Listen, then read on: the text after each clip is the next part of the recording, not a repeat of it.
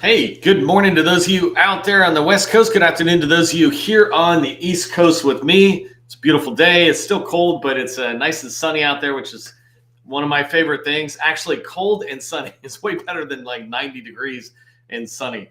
I'm excited to get started today and the training, but I like to start off with just a tip for success for those of you showing up early and on time. And if you're following along, you know where my tip is coming from. The 7 Habits for Highly Effective People. Dr. Stephen Covey wrote this book a long time ago. I've been reading it since 1997. And today's tip is coming all week. I'm going to go around his habit number 3, which is put first things first. Habit number 3. I made this card up a long time ago. And my tip for you is on the back, this time management matrix. And my only tip, I want to keep it kind of small so I don't do a whole training. But my tip for you is think about how you manage your time. There are some things you do that are not important, some things that you do that are important. Some things you do are urgent and some things that are not urgent.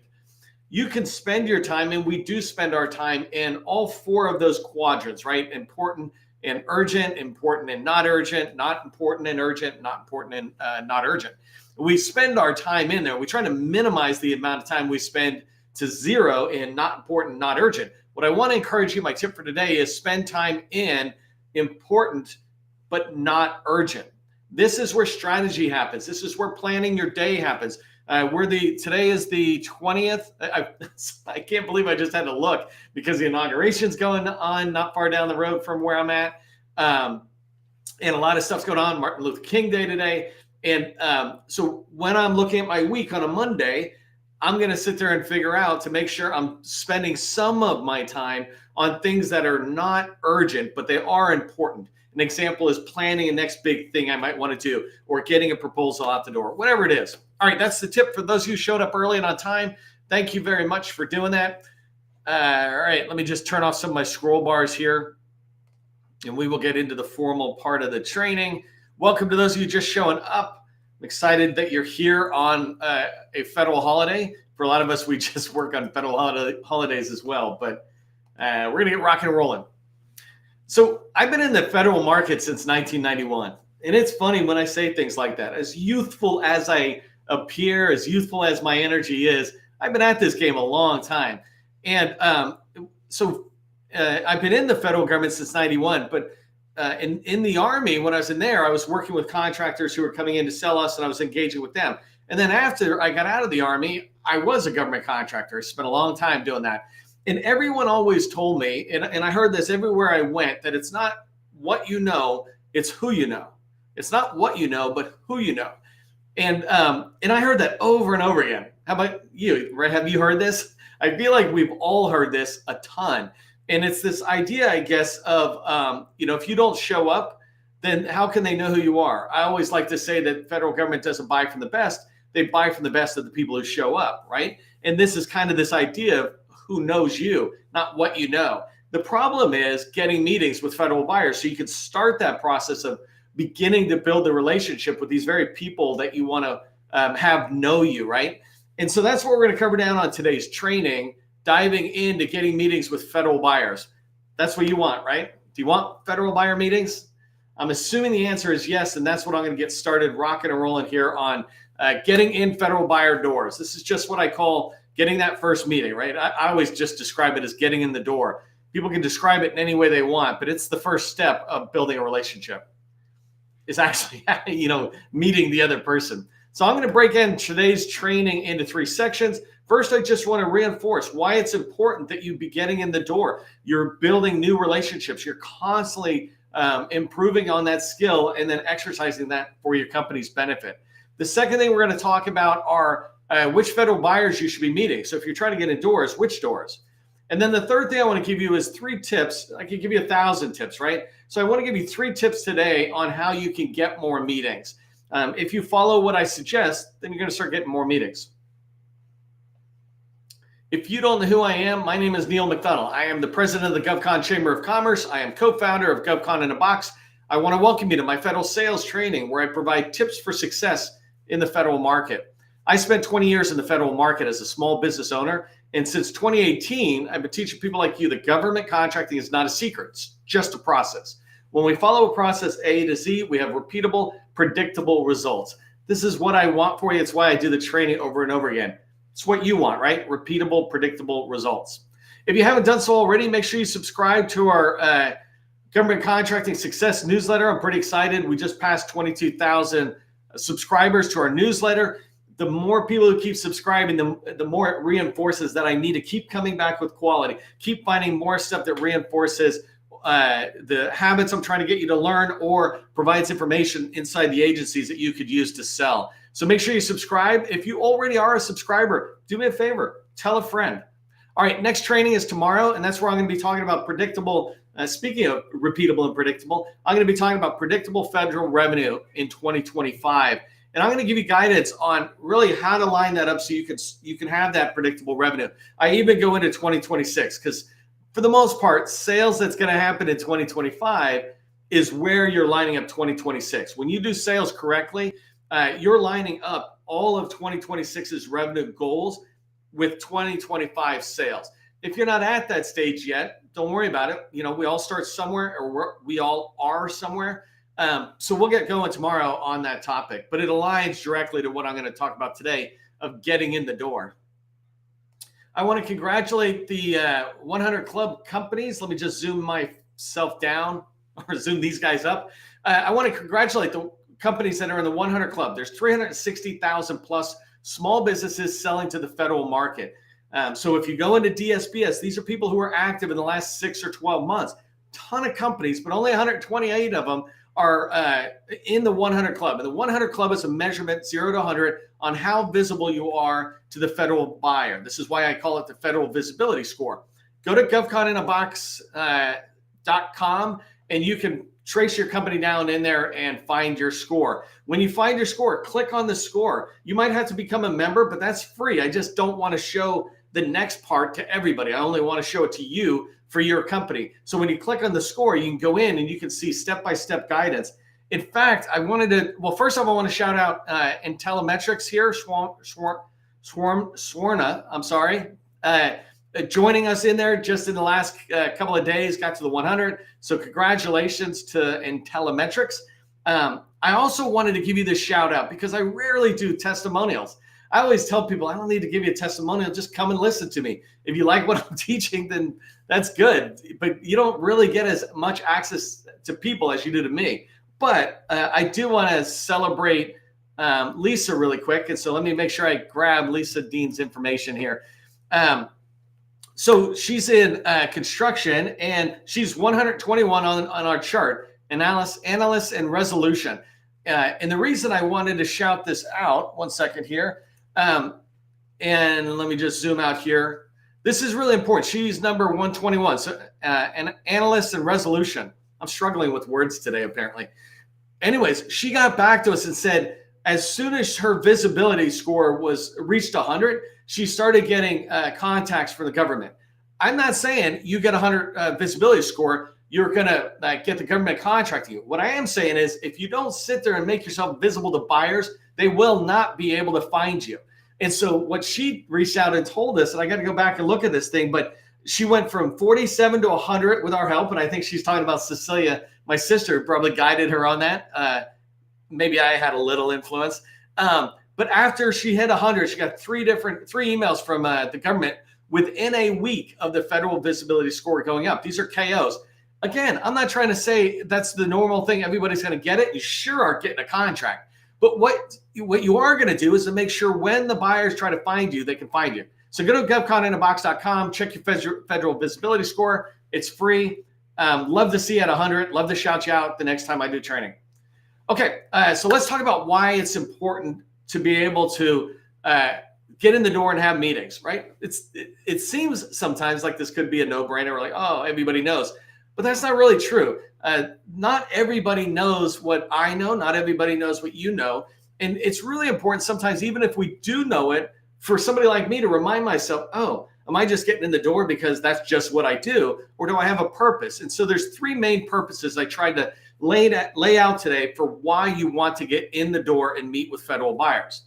The first one I have here is you can learn about opportunities. When you're inside having meetings, and the buyer can understand, or people within an agency, whether it's the buyer or other government contractors, they begin to understand what you sell, and they can come back and tell you about opportunities that they see that might align with you. Or if you're in having meetings, you then hear about an opportunity long before your competitors. For example, your competitor might only hear about it on sam.gov as an RFP, meaning write me a proposal, or as an RFI, sources sought, meaning, hey, come in and tell us stuff. But that's in the formal phase of the acquisition lifecycle. But if you get in and have meetings, you can learn about opportunities from the contracting officer and the contract specialist who are talking about, yeah, we're working on getting an RFI coming out. They're not giving you inside information. It's public. They'll tell whoever calls them. But at the moment, they're trying to put the packages together. And so they might say something like, watch for it. Or, hey, since you seem to align with it, when we post it, I'll make sure I shoot you an email. This is all stuff that happens when you have relationships. Same thing with a program office. If you're in with a program office, they might talk about that need that they have, that opportunity, and you might hear about it earlier. We call this shifting left in the sales life cycle. When you hear about an opportunity earlier and earlier, it gives you more time to sell. All right, the second thing, going back to more time to sell, is when you get in and you're having meetings with federal buyers, you are able to shape an opportunity. In today's training, I'm not going to go down into depth on this, but the idea of shaping an opportunity is that you can shape the technical scope or requirements, and you can shape the acquisition approach. And when I say shape, I mean you can have meetings and provide clear data and evidence to why the federal buyer should go with your recommendation instead of maybe a way they were going to go or a way they hadn't even thought about. So let me give you a really crazy one. An example of one that you might want to shift is the NAICS code. So say, for example, there's a NAICS code that the small business threshold is higher, meaning a company could be doing $30 or $40 million and still be considered small. And then there's another NAICS code where, let's say it's under 20 million. If you can convince the contracting officer to move it down to the lower NAICS code, the NAICS code that has a lower threshold for graduating out of small, if you can convince them about that, then you push out competitors who are bigger. That's a really important factor. Doesn't mean it happens every time, but these are the type of things I do when I'm doing capture, and you should be doing as well. You should look at every part of an opportunity and go, can I influence it? And when I say you're going to recommend a NAICS code as an example, you need to give them good data and evidence. I need to sit there and say, hey, in your own agency, you guys have used this NAICS code. This is a one-off occurrence, and it's probably a one-off occurrence because some bigger company did what I just said, which is trying to use a bigger NAICS code. All right, so you can shape opportunities, the technical side, or the scope side and the acquisition side. The third one I want to have you understand about why it is so important to have meetings.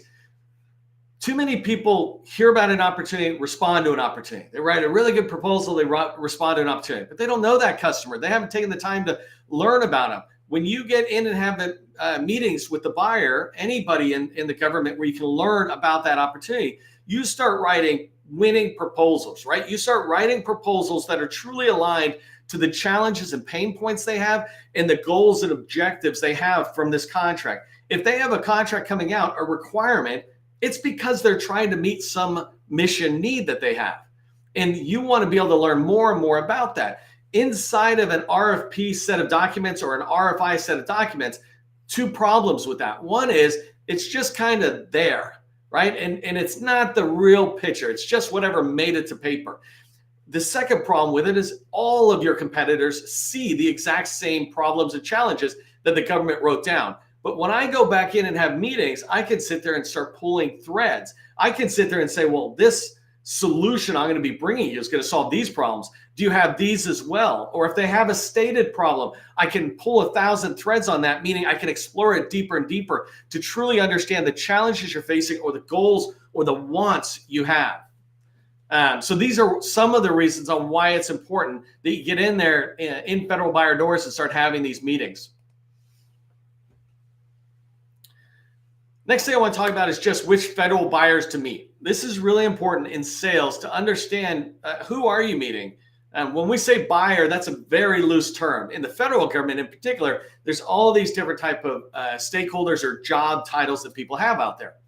in sales, especially the sales methodology that I've been following for a couple decades now, right? And I've studied every methodology. This is the one I just kind of like. It really fits with my style of understanding my customers. And it's one I recommend all the time. I don't say try this or this. I say only this to my customers. And this style of selling is around, especially as it relates to understanding your buyer, is around your buyer having three different roles, if you will, or positions they could be in. They could be a focus of receptivity, a focus of dissatisfaction, or a focus of power. And so let me walk through each one of those really quickly. And I might actually just minimize myself a little bit because I got extra bullets. So focus of receptivity, for the most part, they don't have any need themselves, right? They might be a user in there. They might have certain things, but they're just nice, right? It's not like what you sell is what they want. Generally, that might even be the case. Like let's say they're in construction, but they're willing to talk to you about their agency and help you learn, but you're selling cybersecurity. Well, you guys are never going to come together, but they're nice and they're happy to talk to you. And they do it because they think talking with you will also be beneficial to their agency. Again, they're not giving any inside information. It's just about, I'm willing to talk with you and help you learn. I'm not going to share anything sensitive, but I will share everything I can. If you ask, what's our mission? What does that really mean? Your mission is this. I can dig into it, and this person will help me learn and walk through that, right? And the last thing about a focus of receptivity, and this is key for me, is that they're willing to make introductions. And I should have put, they make introductions, right? It's not enough for me that you're willing to make introductions. It's you do make introductions, or you do take meetings. And so you want to be able to measure your focuses or receptivity around that. But the key thing about sales, though, is they are not part of the sale necessarily, but they're willing to be helping you. And so they're in that same company, that same organization, in this case, that same agency. So focus and receptivity are perfect ways to get in. You might think of a small business professional, small business specialist as the number one focus and receptivity within an agency. All right, second group is focuses of dissatisfaction. These focuses of dissatisfaction are the people with the problem. So they're the program office, right? And so when you think about people with a problem, they have a problem or a need, meaning I have servers that are going down. I have leaky sinks in my bathroom. Those are problems or challenges, pain points. Or they have needs and goals. For example, we want to replace the current elevator with a new one. We want to sit there and roll out zero trust architecture to really maximize our cyber security footprint or protection, right? Things like that. These are the people with the true problem. These are the people you would work with if you landed a contract. So if you land a contract, you're going to go work with the program office for the most part, right? Doing stuff. The other thing I want you to understand about a focus of dissatisfaction, there's people you're going to talk to who have a problem. An example is HR. They have a problem with recruiting and staffing. It's very important that you remember that you're not just helping them fill positions they need to fill, get top talent, things like that. You're also finding out what positions are you trying to fill in which departments within your agency, and what's happening to that office within your agency when you're not able to solve your problem, hiring and recruiting people. What happens to those other offices? What's not getting done down there? I'll give you a quick example of one that's just popping up. Department of Commerce. If I was in there trying to help them, it's one thing for me to help the HR department get staff on board, but it's another to realize that there's an economic, Bureau of Economic Analysis or something that doesn't have people. That means they don't have enough people to do the reports that need to get out for commerce that Department of Commerce needs to get out. And then there's all these commercial companies that are dependent on it. It's really important in sales with focuses of dissatisfaction that you don't just do the problem with the person who's most likely to buy, but you look downstream and go, who else is impacted by these problems? How do I make sure this problem is building up? So understand who those people are. I put here just really quickly, tell me who your focuses of dissatisfaction is. Like 1, 2, put it in the chat. I'll give you an example really quick. I'm starting up a new company called Nancy Co. It's a demonstration company. It's completely live, but at the end of the year, I'm going to sell it or something. But it's a government contracting business starting from January 1st to December 31st that I will get to $1 million following the process I do. And I will do it only 1 hour a day, and I will hide myself for the most part. Nancy is my wife's name, and so I called it Nancy Co. And she and I were talking. I'm like, hey, dude, I need you to reach out and do this kind of outreach. But my focus is dissatisfaction. My initial one is going to be the Office of Small Business Programs, or the Small Business Office within different agencies. What I'm going to sell to them, they're my focus of dissatisfaction. How about you? Put it in the chat. I'm curious on whether you can name who is that for the agencies you're trying to reach, right? Do you know who that is? Carlos, if I pick you because I just saw your name, or Reginald, who are yours? All right, while you're thinking of that and writing it in, let me move on to the third type of person or role that a person's in, and this is focus of power. Literally, they're the focus of power because they're the ones who sign the contracts on behalf of the customer, on behalf of the company, on behalf of the agency. They're the ones that sign the contract. They have the ultimate power. I've heard people sit there and debate this across the board about, well, the true power is down the program office. No, that's just not the case. They have massive influence. They are the ultimate customer. They are phenomenal, but they don't sign anything on behalf of the government. Only contracting officers sign things on behalf of the government. So if you can't give me a contract, you're not a power person. You're focused on dissatisfaction, receptivity. You're really, really important to me, but you are not the power when it comes to sales. And the reason this is vitally important is you must understand the difference between dissatisfaction and power. If you don't, you'll focus too much of your sales energy on the program office and the focus of dissatisfaction, right? Instead of making sure you've got a good balance with the focuses of power, who are the ones who are actually going to sign the contract? So in this case, the government world, it's really easy. It's the contracting officer. I would argue that a contract specialist is pretty close to the power, right? They don't sign it necessarily, but they're right there making massive influence. And I wanted to just say an example of how much power they have. And I'll use a real world example because I have got a ton of experience from many, many agencies over many, many years that allows me to be able to speak with authority on the things I say. But I'll use one quick example of personal experience. I rejected a $5 million contract with the White House, right? It's been long enough, it doesn't even matter. So I'll tell you exactly who it was. But I had a contract coming down the wires that we were negotiating, but the program office was trying to make me do stuff. They were trying to make me hire a person who was with the incumbent. I didn't want them. They were too expensive. Nothing bad about them, just too expensive. But I didn't want it. They were kind of pushing us, and we were a small business. We're like, oh, we got to do what the program office says. And I went back to my colleagues and I was like, we're not doing this. If we do this, we're always going to sit there and let ourselves be beat up towards a direction that's bad for us and bad for the customer. Long story short, I went back to the contract officer and I said this situation.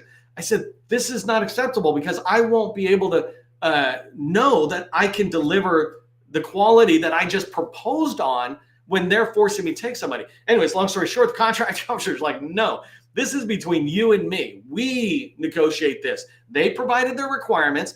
And when you sign a contract, you need to deliver on those requirements, but how you do it, it's up to you. And I just meant this by sometimes we could see that these people are, the program officers are super, super powerful. Well, they have massive influence, but they're not the focus of power as it relates to sales. Remember that. It's not as it relates to government contracting. It relates to sales. Who's going to sign that contract? It's the contracting officer. All right, I think I went a little bit long into that one because I feel really strong about understanding people's positions that are out there.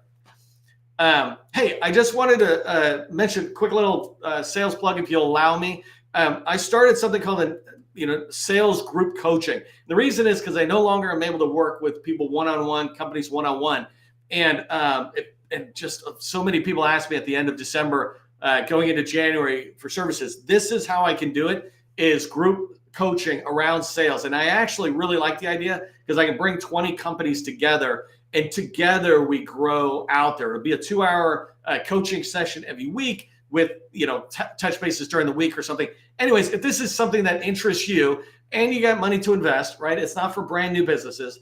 Go to govconchamber.com/group. I teach for free so that if you're brand new and you have no money, that you can just learn. Just do what I say every day. Come back to the free trainings every single day, and you can go forward. Go watch my Nancy Co videos on YouTube. I'm going to build $1 million company. But if you want that coaching, if you realize that just like Michael Jordan, a coach helps you accelerate, ping me, or don't ping me. Go to govconchamber.com/group. All right. So let me wrap up with this training on 3 tips on how you can get more of these meetings that are out there. First one is make more cold calls.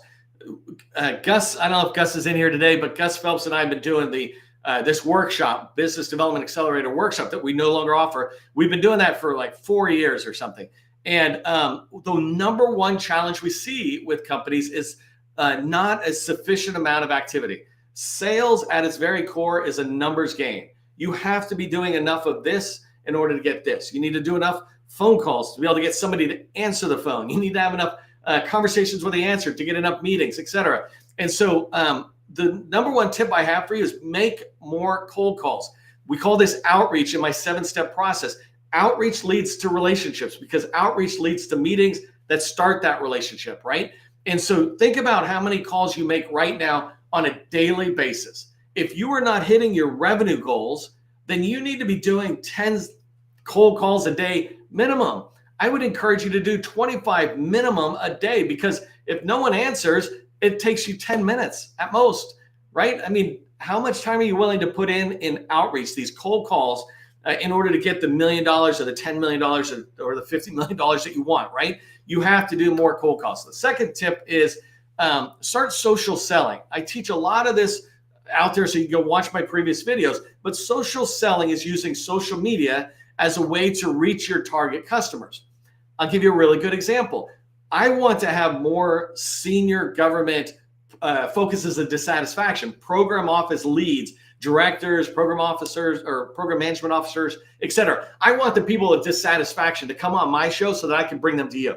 And so this weekend, I shared a piece of content out there, and I was doing this on purpose to try to attract a particular buyer that I was looking for. It's a program executive officer within the Army.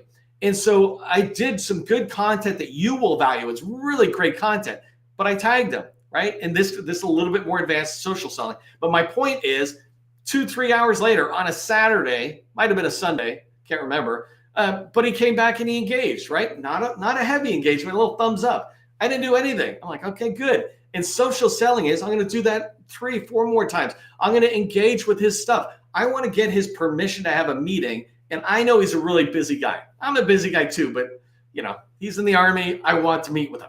And so I'm going to engage him more. I'm going to try to give of myself on social media. When he posts something, I'm going to engage intelligently. No AI. Oh my God, stop the AI commenting. But I'm going to engage with them. That's what social selling is getting on. And in my part, I would say it's only on LinkedIn. You can choose whatever platform you want, but only on LinkedIn is where I like it because this is where federal buyers are. You can get in, give them a thumbs up, follow and learn from them. Start commenting when it makes sense. Follow their profile, follow their agency profile or their company profile for their agency. You'll start learning. So that's social selling. Start doing that. And the third tip is actively engage your other people to get introductions. I teach about the 7 mentors. Just type 7 mentors, Neil McDonald or something like that into Google and you'll find it. But there's 7 mentors out there. These are people who will work with you for free. And they know folks. An example is the PTACs or the Apex Accelerators. We all have little different opinions about different groups, but the Apex Accelerators, they do know people, right? I'm going to Oklahoma in February to be able to work with one of the organizations out there to be able to work with an Air Force base. You can talk with your Apex Accelerator counselors and they can help you try to make introductions. Same thing with networking events or vendor outreach sessions that the government has. Okay, I just want to watch my time here and kind of pull up 3 quick things I want you to pay attention to as you go forward. When you think about getting in the door and having more meetings with federal buyers, it's a skill. So today, not tomorrow, today, pick 20 people. Just go to LinkedIn and find 20 people in your target agency or your target office. Go online, go to my posts, and you can find 20 people with names, emails, and phone numbers. Just try it, reach out to them. And when you reach out, learn from the results. When you do this over and over again, you gain the knowledge to develop the skill. And then the practice is what gives you that experience and makes you really good at reaching out and getting indoors. I know you can get indoors, so let me know that you're doing that. Quick thing, if you're interested in the group coaching, go to goconchamber.com/group. We've got a networking event on the 27th. That's next Monday. Make sure you register for that. I think we're getting close to 200 people registered already. And as you move forward, just remember today, tomorrow, government contracting. It's not a secret. It's just a process. I will see you in the next training.